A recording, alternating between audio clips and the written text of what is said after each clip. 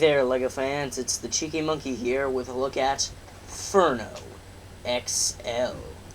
So this set is at 103 pieces, which means that LEGO has now, with their Hero Factory set, reached the milestone of going over 100 pieces. Now, interesting little fact for you, this set actually has more pieces than Stormer XL, but it's actually cheaper at $20 as opposed to $30.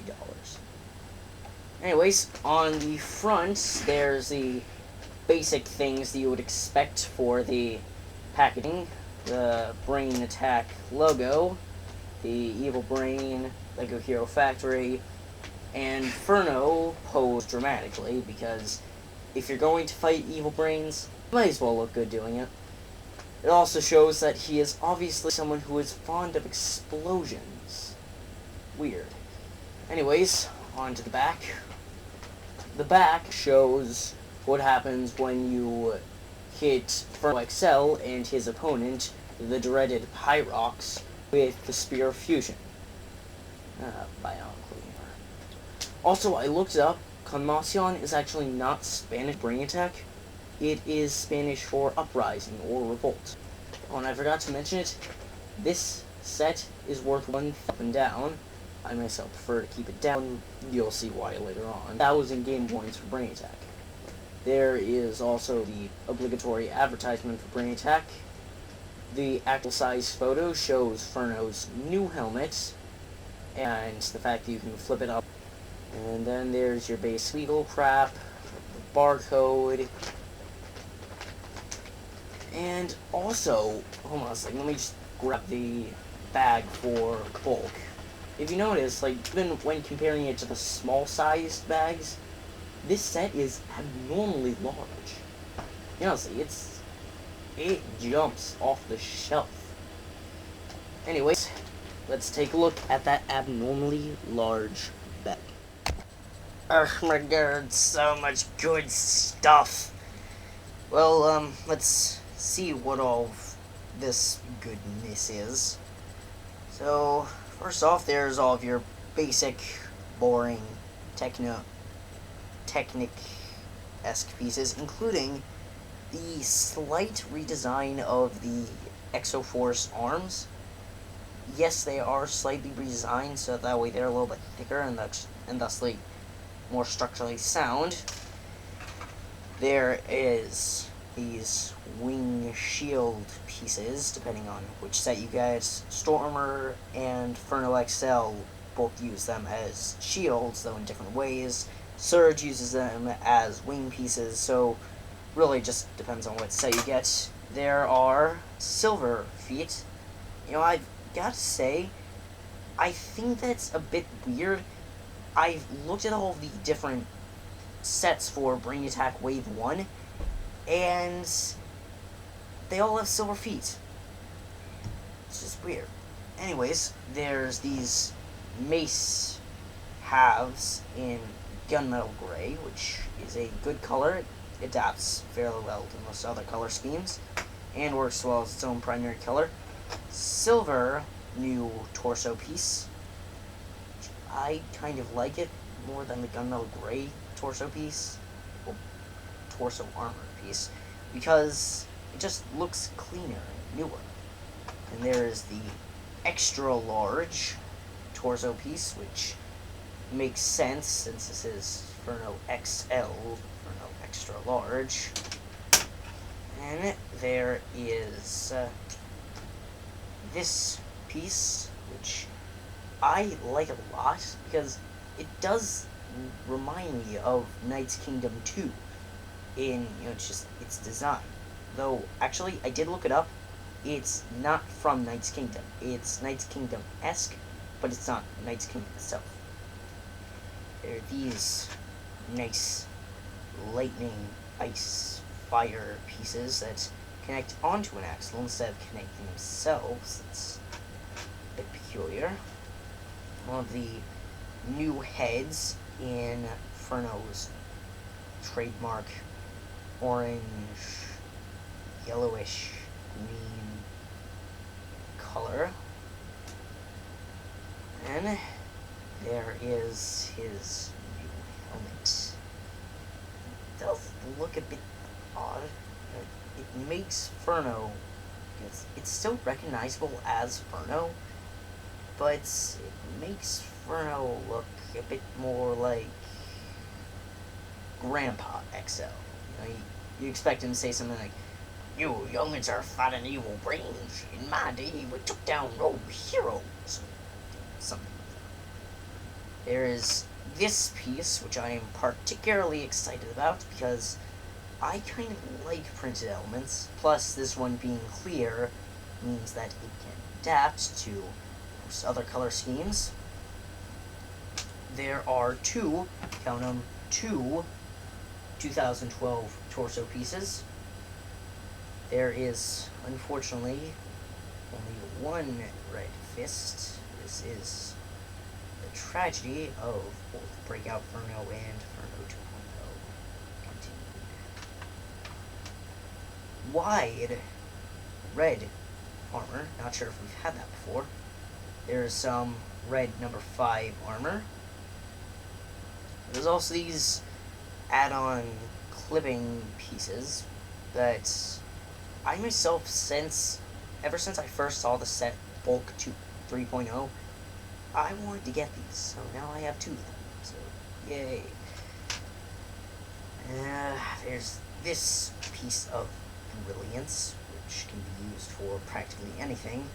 I'm planning on getting one of these and then getting some yellow colored versions of those pieces and making a construction taser, just over here. And I have saved the best for last. The best, as you might be able to guess, is this piece of pure magnificence, a cape. Finally, we have, once more, a cape. We haven't had capes since the days of Vazon and Fenrak and Vazon and Cardis in 2006 Bionicle. And that one, that was all ragged and scratched up and patchy. This is fresh, this is new, this is something that I wish they had made earlier and put on the Ultra Built Batman. Well, enough about jabbering on about the pieces. Let's see what the finished model looks like. Ladies and gentlemen, Furno XL. 103 pieces finally put together. So, first off, there's one interesting thing about the instructions is, well, take a gander. The last thing that you do before the model is completed is you attach the shin pieces. Though you build the legs a long time before you do that. So, that's one thing that I kind of dislike about the instructions themselves. But, well, I'm not here to review the instructions, am I? I'm here to review the set. So, with that in mind, one thing that I really like about Furno XL is the fact that he doesn't suffer from that same short arm syndrome that our previous XL model, Stormer XL, had, and G. Gorzan also has. This weapon, though, is utter brilliance. I just have to say that. That is really, really awesome. The Ninjago piece is being used as a guard, the translucent number 3 piece here on the hilt, it all just works together to make this weapon that says, I'm fiery, and if you mess with me, I will waste you. Of course, it's probably not the best thing for a children's toy to say, but anyways, also one thing that I think it's interesting, though really I'm not 100% thrilled about it, is these 2 pieces here, the translucent elements here. I like the fact that they're trying to, fill it in and make him look less skinny, but I would have preferred if, in addition to doing that, if they had put a cod piece here. For those of you who don't know what a cod piece is, if you've seen the pictures of the Telemetro in Bionicle 2 Legends of Metro Nui, that thing right like in between their stomach armor and their legs, that is called a cod piece, and that is the closest thing we have to it. But this part right here, where these pieces meet, that is phenomenal. I also like the fact that it has its own way of solving the fact that the arms are just set so far back from the rest of the torso. With Stormer XLs, it was made out of regular bone pieces, so you could just push it forward. Unfortunately, though, because of the rigid construction of the back, you can't do that. So they solved it by that. Also, I am extremely glad for the printing on the visor, because, like I said before, without it, Furno looks like Grandpa XL. Granted, heavily armed Grandpa XL, but nevertheless, Grandpa XL. This shield here looks completely awesome. The fire shield is just brilliant. Unfortunately, though, it's attached to the hand, it's attached to the arm without the benefit of a hand. So, if LEGO could just develop a piece that it has all the adaptability of a 3-hole connector block, but you can put it on a handpiece, that would be great. The Maze Hat's hero's upper armor that is really awesome. When I first saw the model, I wasn't sure how it would work out, but now, I just think that it works out really, really well. Yeah, unfortunately though, there is just one other problem. Well, two other problems.